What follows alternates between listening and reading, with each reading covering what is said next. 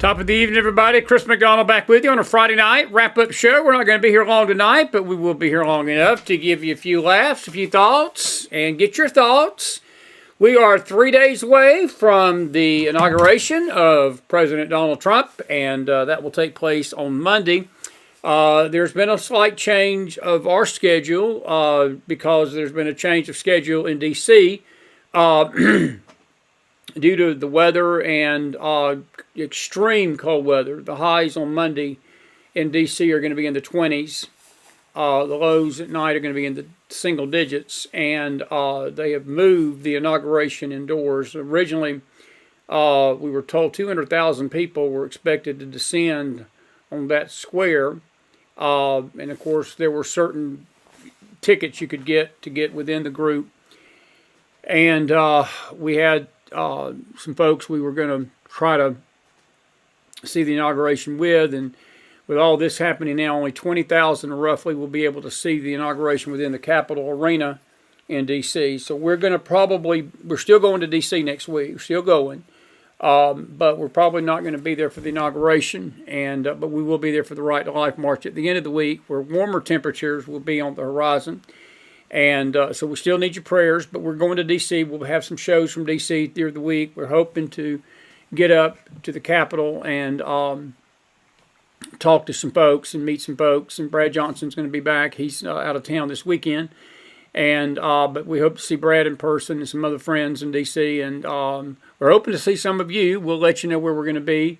Don't want to release that just yet, but Sunday night we will. And hopefully toward the middle of the end of the week, we can have a time of fellowship. If you'd like to come to D.C. and be part of the Right to Life March, it's going to be a madhouse Monday in D.C. And after praying about it, I was excited about going. I've really not been to an inauguration ever, and I was excited about going to this one. But I really believe, my personal opinion, is that God intervened because the safety issue has come up by several people that I know up there. They've said that the safety for the inauguration is very lax already, and there's complaints that they're not really securing that area where he would have taken his oath of office that well. I don't doubt that after what we've witnessed this year. And I've had people I love and care about deeply and friends say that they just felt a concern for our safety. And we don't walk in fear, without a doubt, but you have to use some wisdom. You be wise as doves, what is harmless as doves, wise as serpents, as the Bible says. And we're still going because I felt like of the two events, the Right to Life March was really the main one that I was more wanting to be part of this year, even though it would have been great to spend the whole week up there. But that weather, it's going to be a brutal, brutal day in D.C. on Monday. And there's snow coming in there tomorrow and Sunday, I believe, and then that's going to freeze. So it's going to be nasty. So if you are going to the D.C. area, please be safe on those roads, and we will see you. I know some of you have given donations for us to go. We're not going. We're still going, but we're just going to be a couple of days shorter than we had expected.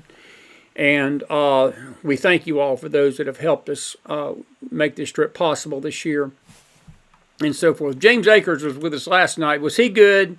He was really good. Almost got him back on tonight, but we're going to give him a little Friday night off because I want to talk to you.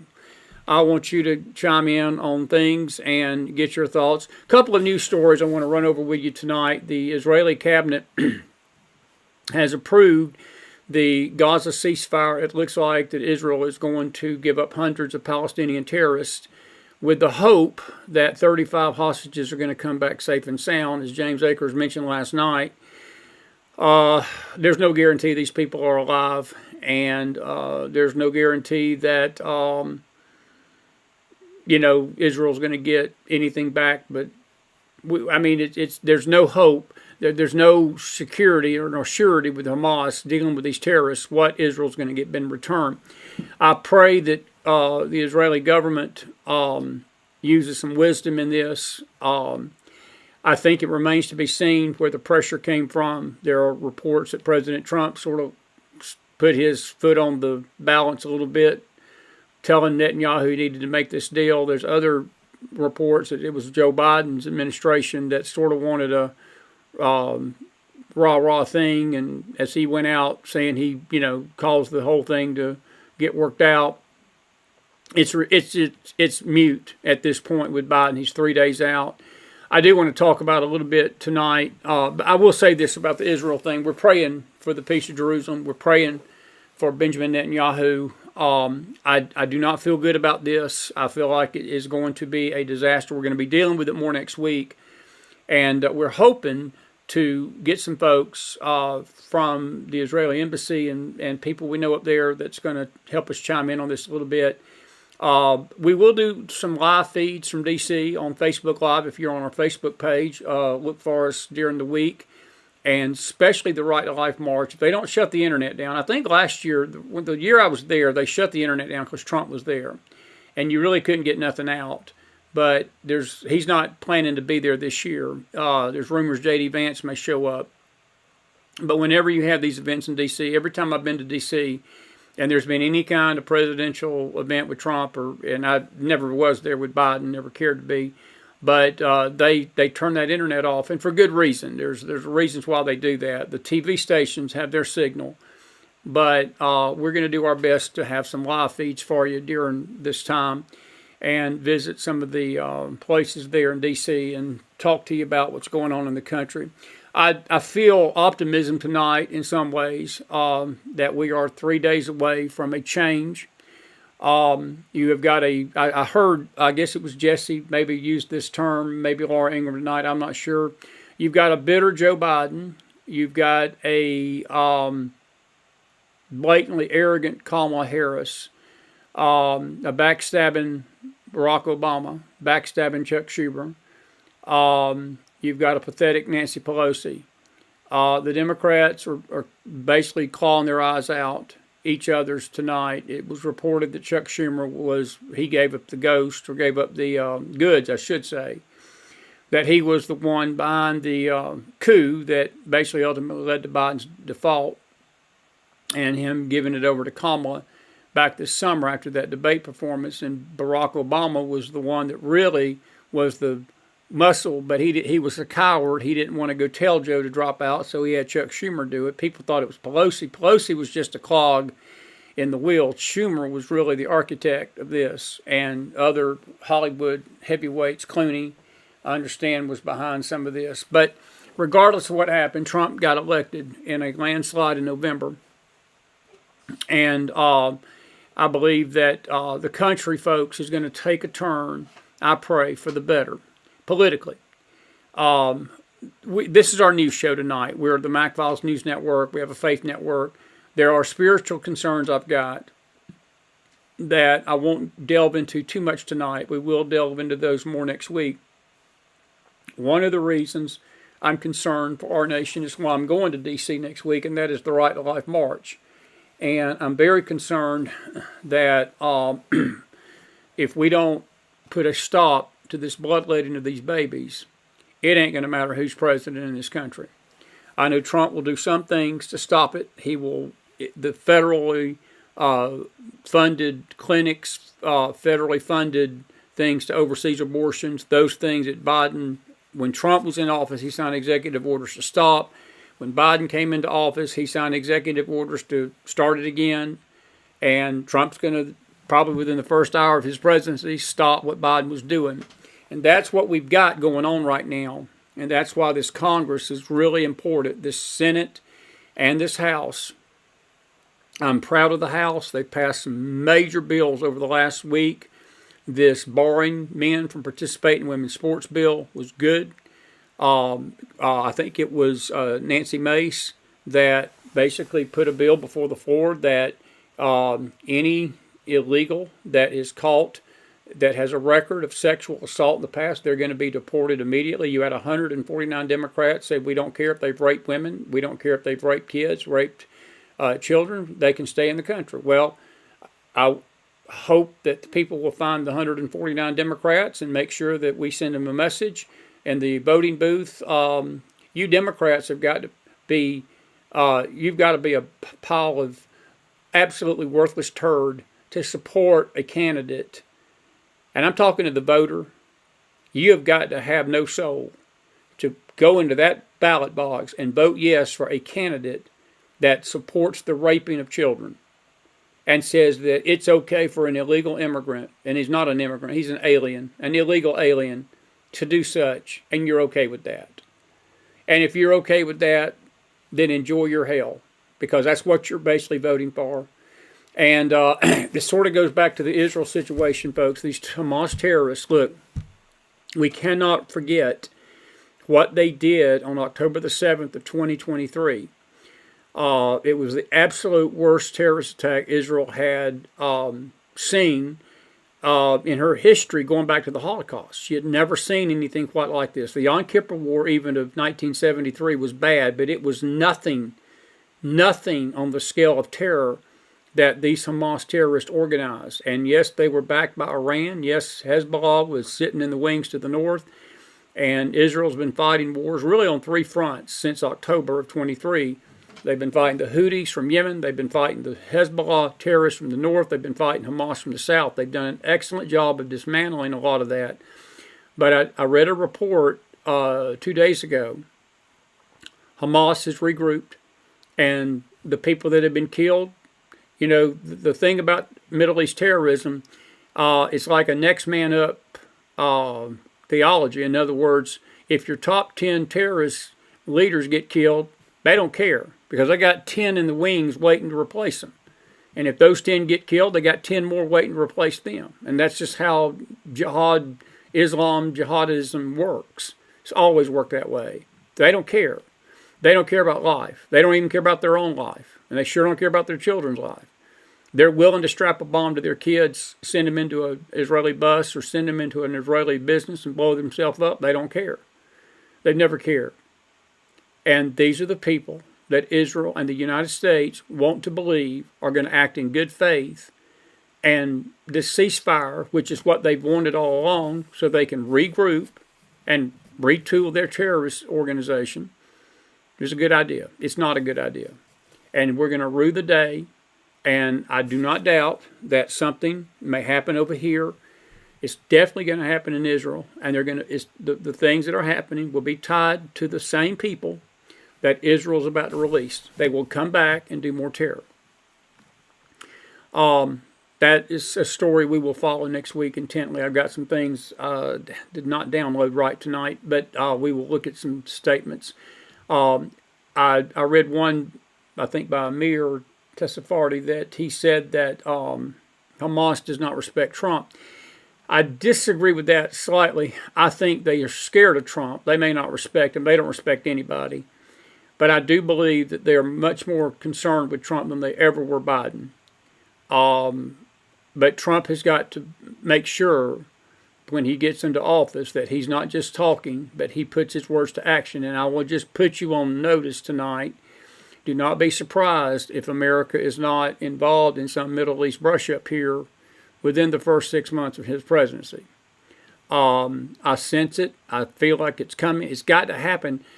We cannot continue to let terrorists dictate the Middle East. And I think Trump's going to do what he did with ISIS.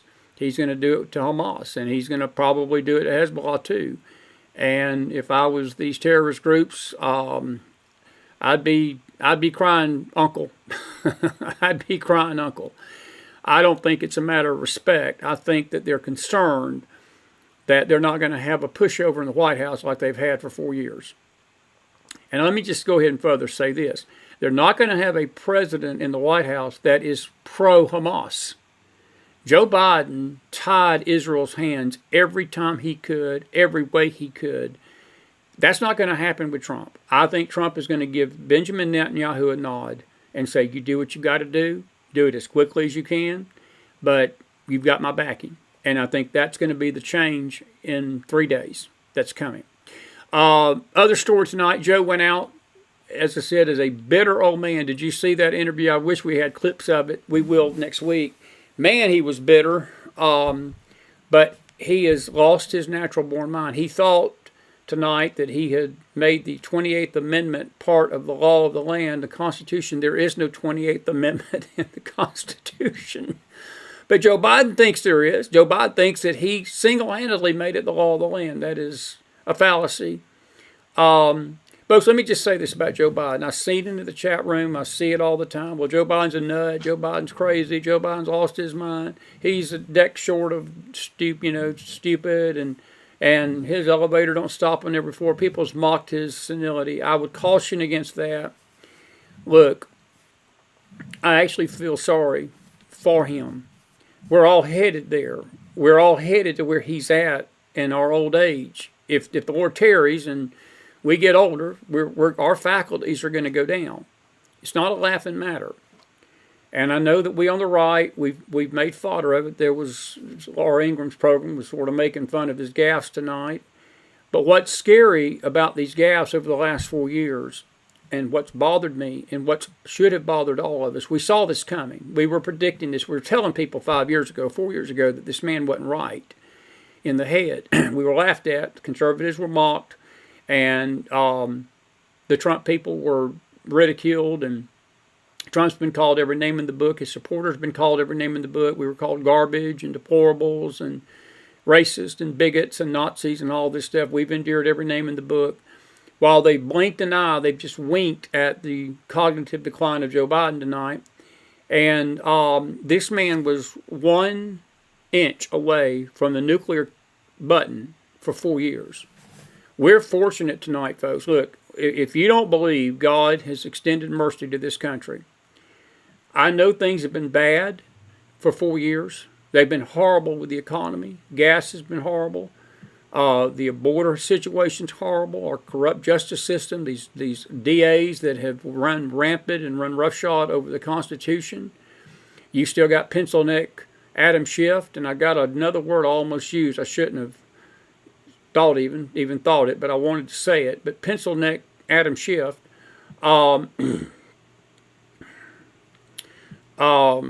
was being very ugly to Pam Bondi tonight, as he always is. And she actually finally said to him, "You were censored for stuff just like this before.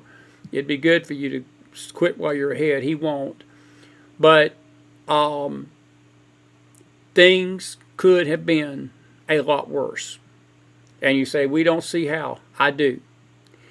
It was found out tonight that Lloyd Johnson, the Department of Defense head, not just went AWOL once, and that became public knowledge. He had actually had a heart attack, had some kind of heart issue, went into the hospital, didn't tell the White House, didn't tell his superiors, didn't tell anybody. He just went AWOL for 3 days. Nobody knew where he's at. That was the head of the Department of Defense. Yes, that Department of Defense that Pete Hegseth is trying to become confirmed. There's a story out tonight that he's got the votes, and I pray that's true. But found out tonight that Lloyd Johnson did it again. The media didn't cover the second one. They had to cover the first one. But it was twice that he did this. And, folks, if we'd had a conflict, if there'd have been any enemy out there that would have taken their shot, we'd have been in a mess, in a world of hurt. And I'm not saying we're not going to be in a world of hurt down the road. Look, the enemy has been let in the door. The enemy is no longer without. The enemy is within. And this open border, there is no telling how many people are here.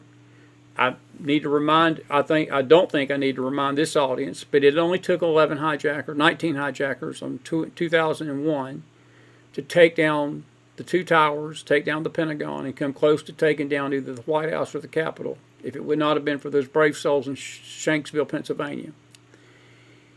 And as we go into 2025 and we see President Trump getting ready to put his hand on that Bible,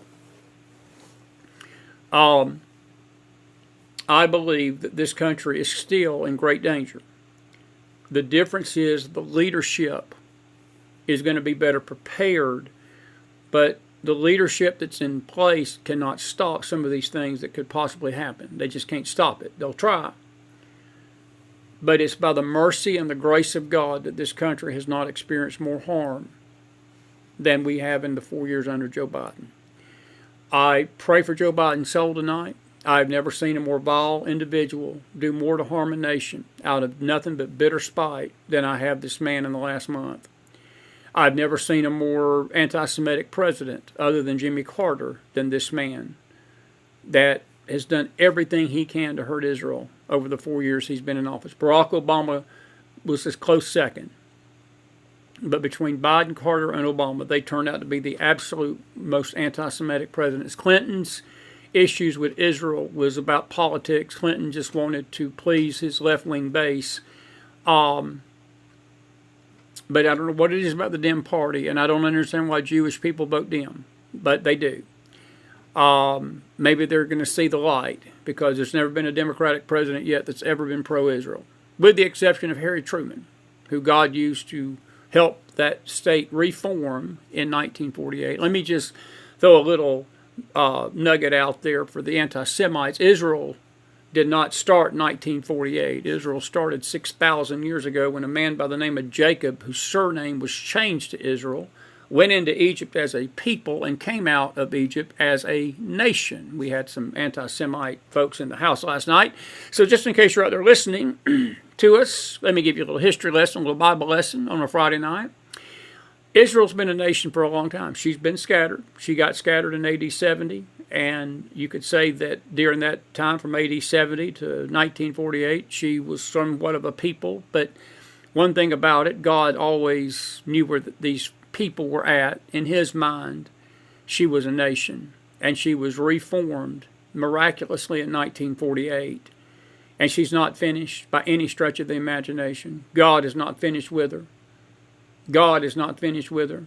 He's got a work that's about to be done in her. It's going to be painful. What she's going to go through, I don't think the world quite understands it. The church sure don't understand it. But when the smoke clears, Israel will still be standing. I can't say the same about our own nation tonight. The Bible is absolutely silent about our own nation. I've been in the course of, I'm going to say a few things and we're going to take your questions here quickly. I've been in the course of study of Ezekiel this week, and really since the first of the year. And Ezekiel was basically raised up by God during a time there was so much false prophecy. Israel was headed for Babylonian captivity for 70 years, and these false prophets kept promising people, Israel, peace, peace, peace, peace is coming. God's not going to keep you in Babylon for 70 years. He's going to rescue you. He's going to bring you out. You're going to have utopia. Israel will be whatever, in a good way. That don't listen to these prophets of Jeremiah and Ezekiel. And the people, instead of listening to the truth of God and the Word of God, they listened to these false prophets, and they perished because of the counsel these false prophets gave them. And I see that tonight, folks, strongly in this nation. Sadly, that we are listening to false voices promising a utopia that is coming to this country. It's not coming. It's not coming. And if you think it's coming, you are as deluded as that false prophet.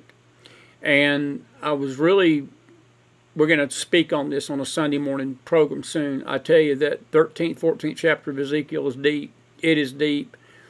And he basically told the listeners to these false prophets that I'm holding you accountable too.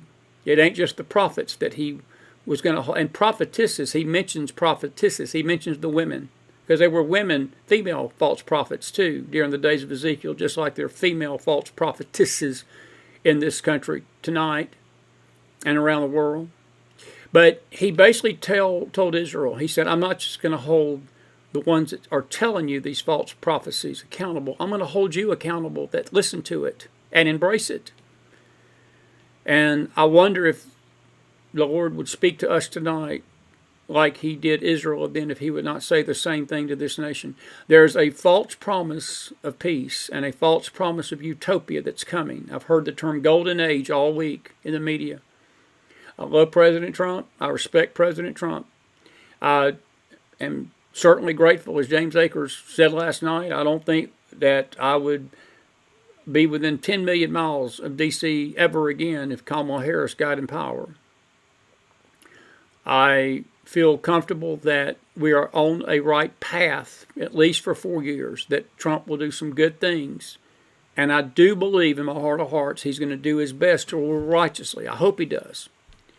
But I want to say this before I take your questions tonight. We need to understand he's going to make mistakes. I'm okay with him making mistakes because nobody would want the job that he's got to face him. What the things he's facing coming in is unprecedented of any president I've ever known. He is going to make some mistakes. He's going to do some things that's not going to be too kosher with Christians. We didn't elect a pastor-in-chief. We elected a president. We need to pray for him. We need to make sure that the people around him are speaking truth to him. We need to pray that he's not listening to false prophets and false teachers and false voices and people with their own agenda. That's what my prayer is for him. But we need to understand that what he's up against, and J.D. Vance is up against, folks, is unprecedented, and it's not going to be a que sera, whatever will be Pollyanna kind of 4 years. It's going to be fraught with great peril and great danger. And we need to brace ourselves for that. And we need to realize that while we can rejoice in the victory, the war for our nation and the war over our nation has just begun. And I believe it's going to be even more intense this time than it was from 2016 to 2020. And we as patriots and we as people, we as citizens, we the people, I think James Akers beautifully said it last night. If I have any hope for President Trump, is that he will return the power of the government back to the people. But even doing that, it will not matter to a hill of beans if we the people don't want to take ownership of our country.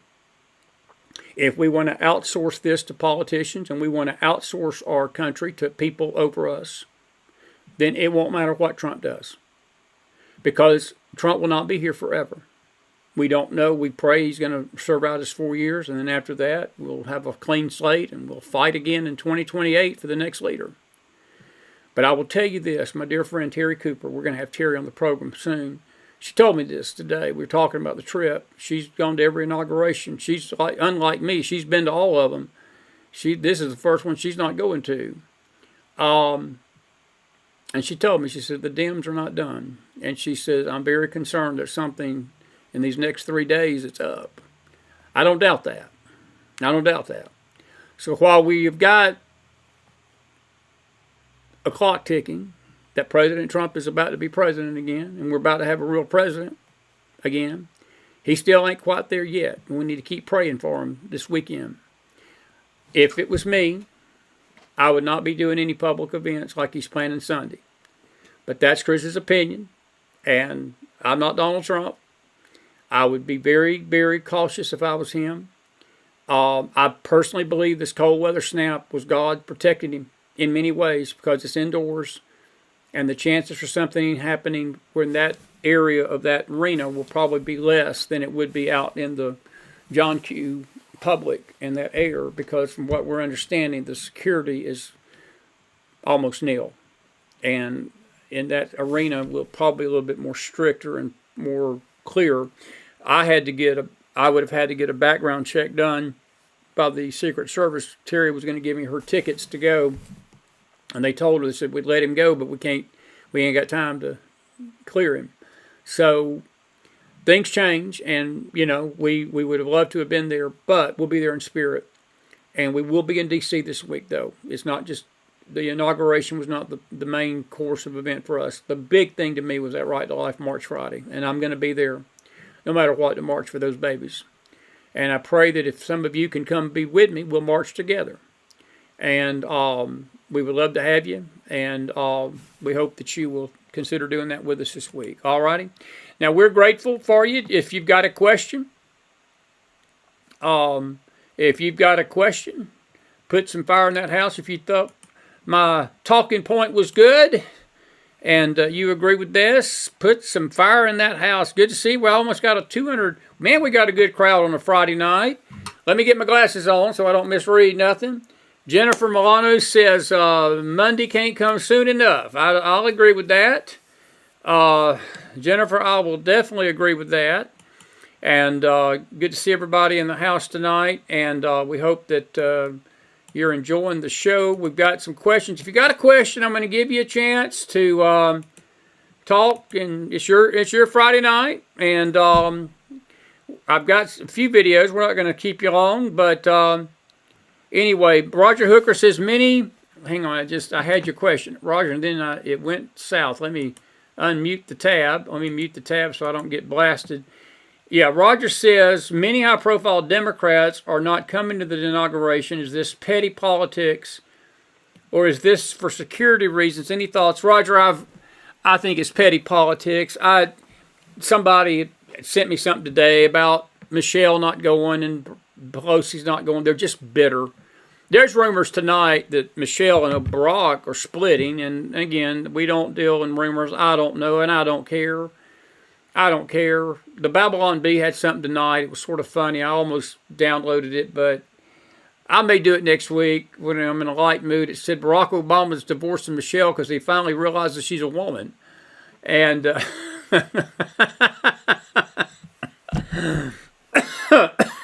have to understand the Babylon Bee. They're satire for those of you that, some of you have a sense of humor. Some of you have a sense of humor. You know, it's elementary, my dear Watson. It's elementary. He said Barack was going to divorce her because he finally found out she was a woman. But anyway, I'll leave that one alone. But yeah, I'll agree, Roger. Look, I will say this, Roger. I think that it's disrespectful, but we gotta call a spade a spade. I know Trump was bitter and angry at what happened in 2020. Trump didn't go to Biden's inauguration, okay? And there was a lot of conservatives that did not go. And we here on the right, we can't be that upset if the left don't come to Trump's. And I've seen the indignation on the television and and all the voices out there saying, well, it's just horrible. Michelle ain't going and Pelosi ain't going and this person ain't going. Well, Trump didn't go to Biden's, and I know that we here on the right think 2020 was stolen from us. And look, we have a right to believe that, and we had good reason to believe that. But you can't not go to his inauguration. And granted, everything that happened these last 4 years did not catch any of us on the right by surprise. We knew this was coming. I'm just grateful things didn't turn out worse than they did. Things could have been a lot worse. But it is a matter of respect. So I'm glad Trump's getting in. Whoever's there is there. And we need to move forward. Your question about petty politics, it's petty politics. It's petty politics, Roger. Everything in Washington, D.C. is petty politics. But the security is not the best either. So I'm going to I'll fall right in the middle of your comment. Both are right. Both are right. Both are right. And I will leave it at that. I won't miss them either, Roger. I'm not going to miss any of them. Joe Biden's a bitter man tonight. Leon says, what happened to in Atlanta when the state senator got arrested? Well, evidently, Leon, the guy, he was the one that took Fannie Willis down. We're trying to get to the bottom of that. I think that she put out an order with the state troopers that he could not go in there to the House State of the State address, and that's all I know. But it was a pretty despicable act, what they did to him. You ain't heard the last of that. Brian Kemp should be ashamed of himself. Brian Kemp should have stepped in and stopped that. I have no respect for Brian Kemp. I have no respect. It's my home state of Georgia. And I'm vomiting sick. And look, if Brian Kemp would have been running against, anybody other than Stacey Abrams, Georgia probably would be under Democrat leadership. I will say this about Georgia. We got a shot to turn 2 Senate seats red in 2026. Because Warlock and, what's the other loser's name? There's 2 Dems. John Ossoco, yeah. Those seats are up for grabs. And Georgia, please, my home state, come to your senses. Take some drugs. Find Jesus. Shake the devil out of you. Vote red. You got 2 loon bombs leading your state. But that's all I know, Leon. That's all I know. Let's see here.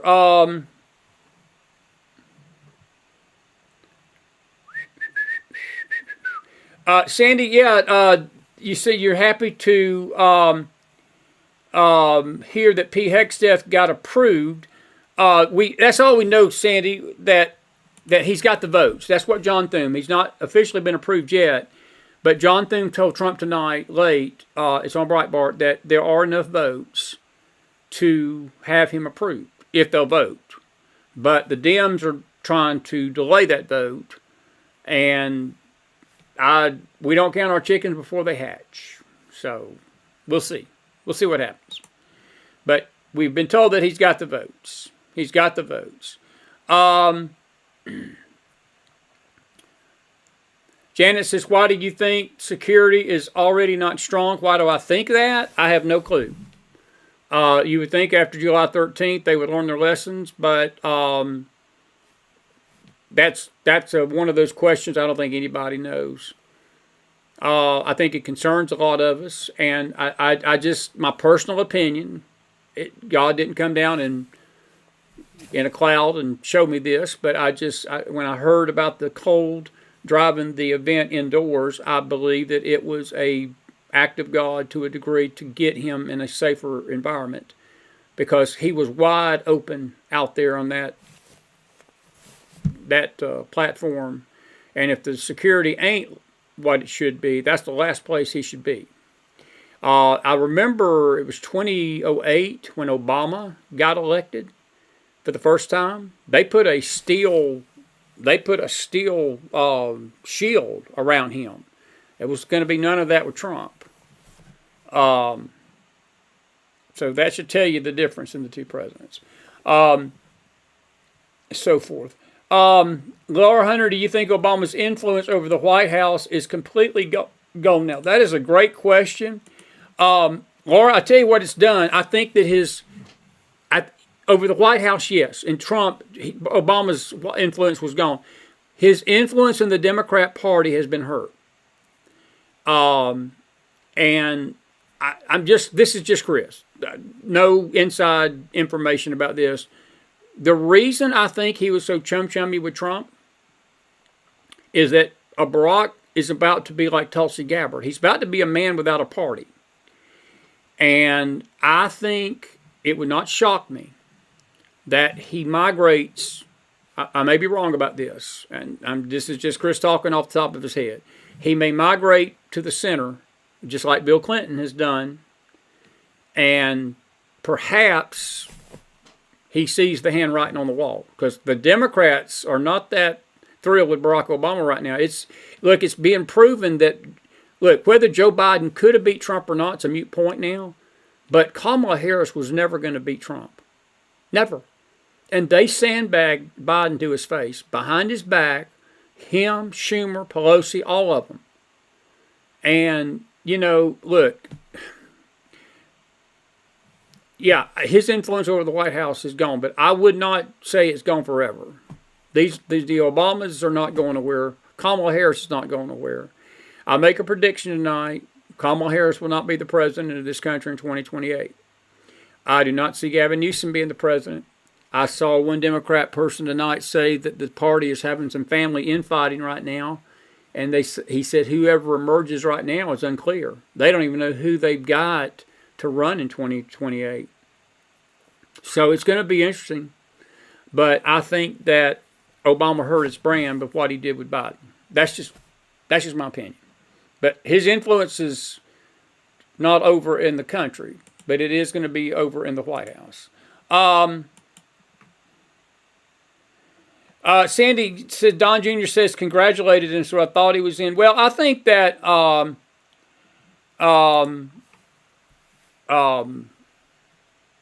him congratulating him was about his performance at the hearing. But I may be wrong. Only thing I read tonight was John Thune told Trump, we've got the votes. And I know they've not officially voted him in yet. They will hopefully next week. But maybe that's what Don Jr. was trying to say is, hey, you've got the votes. I hope that may be it. And Mary, you saying that it wasn't about Fannie. Look, I don't know if it was about Fannie or not, but I'll tell you what, Mary, it was still a pathetic incident. And he was the one that took her down. So I would tend to agree with you, but I also would disagree slightly. It was about Fannie too. I guarantee you she had her hand in this. The incident itself was not about Fannie, but the overlying reason why they treated him like they did was because he single-handedly basically was the one that blew the whole whistle on her and Nathan Wade. And we're following that story. We'll get to the bottom of it. But it was a horrible, it was not a good look for the Georgia State Senate. And I think Fannie Willis should be in jail. I think Jack Smith should be in jail. I think Alvin Bragg should be in jail tonight. I think Letitia James should be in jail. I think that Judge Marchand needs to be in jail. And these people that have weaponized the justice system against Trump in the way they have, they need to spend the rest of their natural-born life behind bars. Elementary, my dear Watson. Elementary, my dear Watson. Elementary, my dear Watson. Let's see here. Did you listen to Kristi Noem's confirmation she did good? I did listen to Kristi Noem. I know that there are mixed opinions about Kristi Noem. I like her. I know she's not perfect. She's been a okay governor with North Dakota. There's some... Amy Miller has filled me in on some of the... or South Dakota, not North. The South Dakota governor. North, South Dakota. I always get the Dakotas wrong. Will she be a good leader of the Homeland Security? I'll put it like this. She can't be any worse than what we've had. Just the fact that she's breathing and looks in a mirror and there's breath coming out of her will be a step up from Mayorkas. Just saying. So that alone in itself means she'll be better. Elementary, my dear Watson. It's elementary, my dear Watson. It's elementary, my dear Watson. Anyway, David says they can't vote until after the president takes office. David, I'm not sure about that, but I'll give you that argument. The Senate's been in place since January the 3rd. Look, Barack Obama and Biden got their nominees voted on before they took office, David. So I don't think it's not worth arguing about, but you may be right. But regardless, they need to get these people appointed and voted on soon. They need to get them done like this week. So I'll leave it at that. Dems are bitter because they lost the American working man people. I can give over 77 million. Why two? Mark McIntosh. Mark, I can give you one. They're blanking crazy. They're blanking crazy. And I'll let you fill in the blank. Elementary, my dear Watson. It's elementary, my dear Watson. They're insane. They're absolutely insane. That's the only reason I look at. And people saw through it. Crazy. I just repeated myself. All righty. Amy Miller, considering the circus we have watched with the Biden appointees the past 4 years, I am so thankful for the grace and professionalism of Trump's picks and composure during their hearings. So far, if Tulsi and or Kennedy do not get confirmed, who do you think would be good picks to replace them? It's a tough question, Amy, because I really don't know. As far as the health thing with RFK, Ben Carson, that would come to mind. He would be a good replacement for RFK Jr. Tulsi Gabbard, I would put my buddy Brad Johnson. If Brad would take the job, Brad's already told me that if Trump called on him, he'd probably come back into public office. So put Brad up there. Eric Carrigan would be a good one. I'll make a push for some McFiles home cooking. Put Brad Johnson or Eric Carrigan in that place with Tulsi. I do not like Tulsi Gabbard. I don't share James Akers' enthusiasm about her. There's reasons why. But RFK Jr., look, folks, I don't agree with his abortion stance. I do not agree with his liberal views on things. I just don't. Trump evidently sees something in him. He believes he will be a good person for the health of this nation. I'll give it like this. I'll give President Trump the nod. I'm with you, Amy. I think these people have showed great composure under fire. Pam Bondi sit there and took it. Noam took it today. Hexdeath sure took it. Waltz took it. All of these people could have fired back and been ugly and hateful, but they were not. They showed great class under fire. And I'm with you. But that would be my two. Carson probably in the place of Kennedy. Gabbard, I would have to think about that one a little bit more. But I think Brad Johnson wouldn't be a bad choice. Dennis says, I've got a bad feeling about January 19th. God have mercy and extend your protection. Dennis, Jason Miller made a statement to me. He said, 119 is 9/11 wrote backwards. I'm not going to say that there's any correlation with that, but I will say this. It is not wise, and this is an opinion. I do not believe it's wise for President Trump to be doing a victory lap before he puts his hand on that Bible. These people that he's dealing with, he should know this. He was almost killed twice. This wasn't once. And I would argue it was 3 times, because that bomb that they found up in Madison Square Garden right before he had that big rally this year, that was a fake, but that could have been a real explosive that somebody set up there. And look, there are people that want him out of the way. And 3 days is a long time in politics. 3 days is a lifetime until we get him in that office. Until he has got his hand on that Bible, he's in danger. And he's going to be in danger after he gets his hand on that Bible. I am with you. I do not believe it is a good idea for him to be holding any kind of public rallies on Sunday. Now, that is my opinion. I know other people may disagree with that. But that's Chris's opinion. That's Chris's 2 cents. And so forth.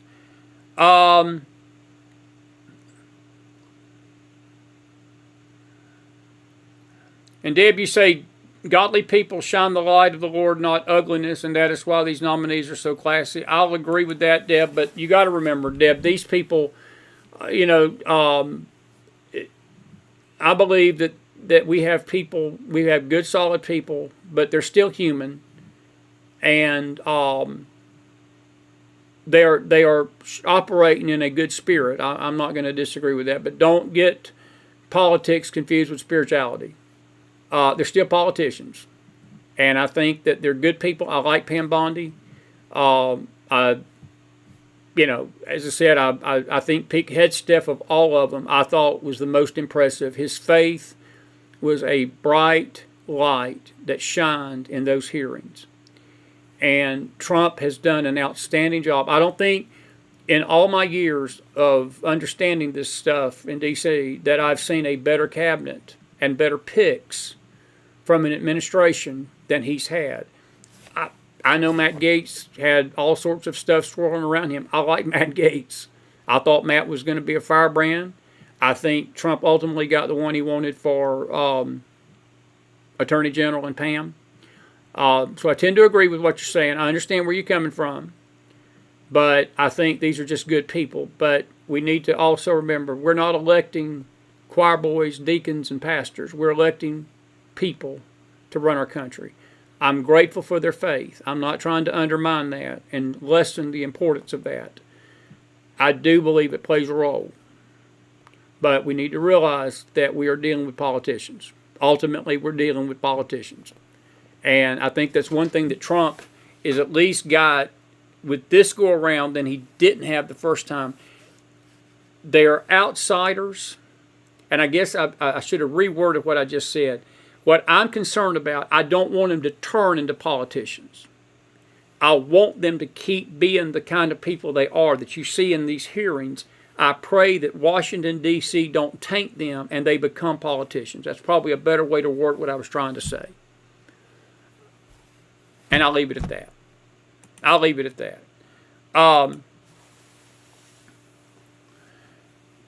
Sandy says, I agree with you. She says they need to protect Trump, but I don't trust who is protecting him. I don't think anybody does. I don't think. Carol, the head of the Secret Service, no, Bongino, I don't know why Dan Bongino's name. Dan Bongino's been named to be a special advisory to Trump. I'm not sure who he's named. You know, I'm sort of missed that one tonight. We'll find that out and talk about that next week. I'll find out while I'm in D.C. freezing myself off. But anyway. And Tracy, I think your comment is totally right. No matter what, we cannot put our faith in man. And we cannot put our faith in man, Tracy. You're absolutely correct. That's what got us in trouble the first time. And we sat back and we thought Trump would fix everything. And he couldn't. And he can't fix it the second time. And I'll agree. We can't put our faith in man. My dear Watson. It's elementary, my dear Watson. All righty. Good show tonight. Bring back Getz in the place of Tulsi. Cedric, that's a good point. You know, that's a great point. Amy, there we go. That's somebody. Put Matt Gaetz in that place. That would be a good pick, Cedric. I didn't think about that. That's why I opened the channel up to you guys tonight to get your thoughts. And that's a good idea. It's a great idea. I wouldn't mind that. I wouldn't mind that a bit. Anyway, we're going to talk about all these things more next week. Roger says Trump will be in danger has been in danger since 2015. He will now be the rest of his life. Can't lead and live in fear. No, Roger, we can't. And I'm not advocating that. I believe that we have to use wisdom, though. We have to use wisdom. I just think that if you openly put yourself out there knowing what's going on. Look, Roger, things have changed since 2015. And what I mean by that is the anger and the fear of this man by the left. Look, he's a lame duck. Let me say this. Trump ain't got nothing to lose these next 4 years. And to Juanita Pumas about the J6ers being pardoned. Yeah, he's going to pardon the J6ers, but he's going to be pardoning some other folks too. But another thing he's going to do, I personally believe he has told Pam Bondi, let it all hang out and go after these people that put the J6ers in this place. Because that J6 committee, folks, is a bunch of treasonous you-know-whats.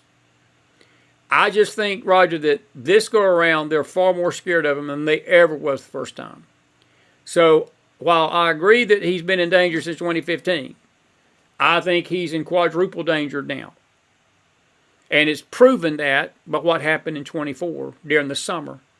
It was proven that they would spare no cost to try to take him out, even trying to kill him. They didn't even try that the first time, even though I'm sure there were things we didn't hear about from the Secret Service. But this was blatant out in the public twice. Twice.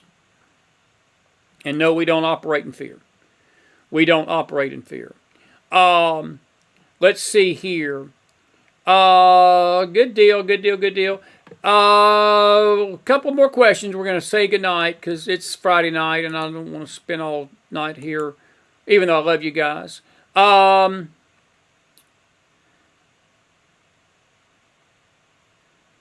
Let's see here.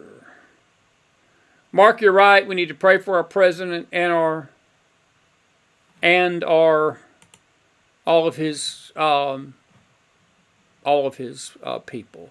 Listen, we're so grateful you've been with us tonight. And by the way, this speaking of the J6 committee, they knowingly committed sedition and treason, folks. The only person that's not in that right there is Benny Johnson. But Liz Cheney and Jamie, can't even think of his name, the black-headed guy from New York. What a jerk.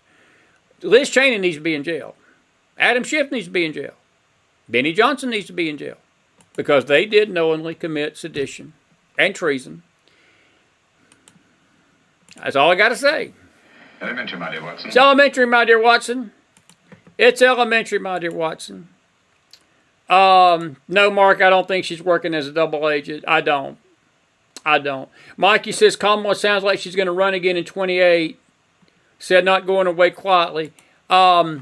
She may think that, But I think the Democrat Party, I do not believe that she's got a prayer in 28. I do not believe they're going to pick her. Mark, if you remember when Biden and them were running in 2020, Kamala Harris didn't even get 5%. She was polling at 2 to 3% in the Democrat primary. So that was just 4 years ago. She gets her clock cleaned in 24. And if she thinks that there's going to be this magical love affair, that the Democrats are just going to all fall in love with her now for the next 4 years with that evil cackle and all the baggage that she's got, she's a fool. Now, I do believe she's probably got California and the governorship of California in her sight. Now that, I wouldn't doubt that she goes after. But I just do not see her running for president in 28. That's just me. Chris has been wrong before. Chris has been wrong before. Raskin, thank you, Patty. Jamie Raskin. Jamie Raskin is his name. He's a rascal, Patty. He's a rascal. Jenny Casalanova, I've not played this all night, but since you're in the house tonight, just for you, one time. Do you understand the words that are coming out of my mouth? Do you understand the words that are coming out of my mouth? I'll play it one more time for you, Jenny. The words that are coming out of my mouth? Have a good night, everybody. Hope you enjoyed the show. Put some fire in that house. I'll see you in D.C. next week. We'll be here Sunday morning, Sunday night. I'll be with you Monday night. And then probably Tuesday, Wednesday, we'll be headed north.